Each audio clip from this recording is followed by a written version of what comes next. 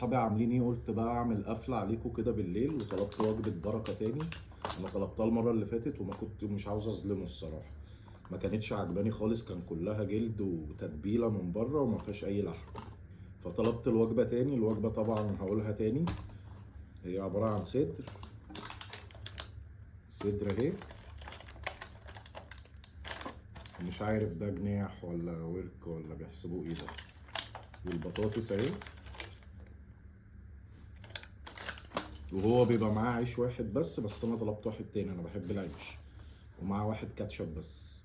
فهنجربه بقى المرة دي وهنشوف زي المرة اللي فاتت ولا المرة اللي فاتت كانت صدفة. هو في الطبيعي بتاعه أنا بحبه يعني. هنشوفه مع بعض أهو. بص ده اللي أنا بتكلم عليه، بس المرة دي مش أوفر زي المرة اللي فاتت.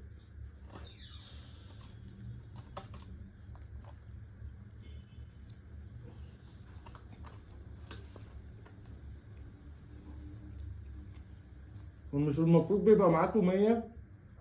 طب هات التومية بتاعتي. بيبقى معاه واحدة تومية أنا نسيتها. لا بس عشان ما اصدموش يا جدعان، المرة دي جامدة أوي كالعادة يعني. يبقى المرة اللي فاتت كانت إيه، صدفة. وبصوا معاه علبة تومية أهي، نسيت أطلعها.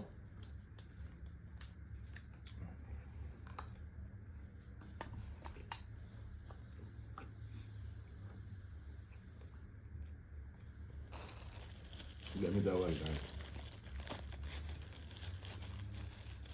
انا المره اللي فاتت استغربت برضو، لقيت الايه الجلد ده كتير قوي والتتبيله كتير ومفيش لحمه من جوه.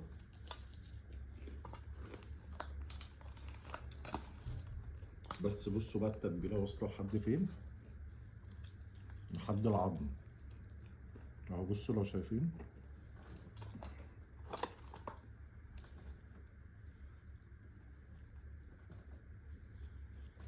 جامده قوي.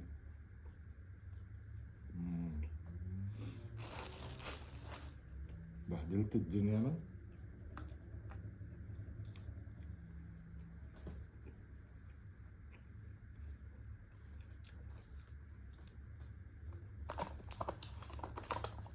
جامد قوي يا جدعان. بصوا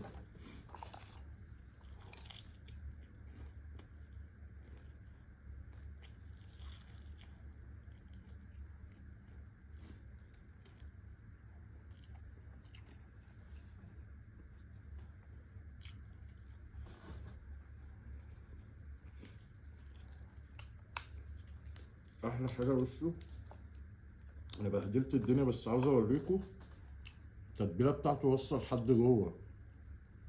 الصراحه مستويه كويس جدا يعني. بصوا ولا فيها حمار ولا دم، جامده قوي.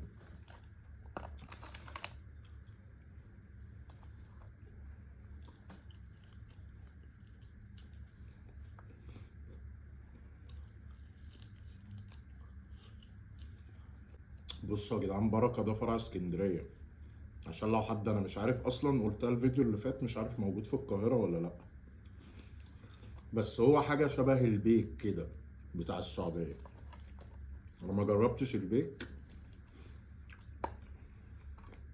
بس ناس صحابي قالوا لي شبهه يعني.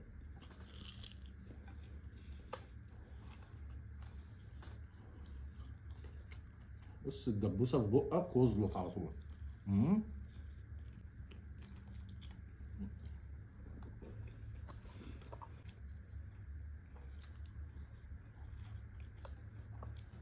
البطاطس بتاعته جامدة قوي ووسطها سخنة.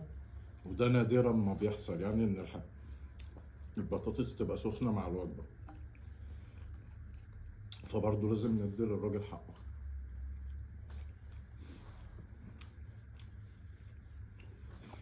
الصراحة يا جدعان، المرة دي 10/10.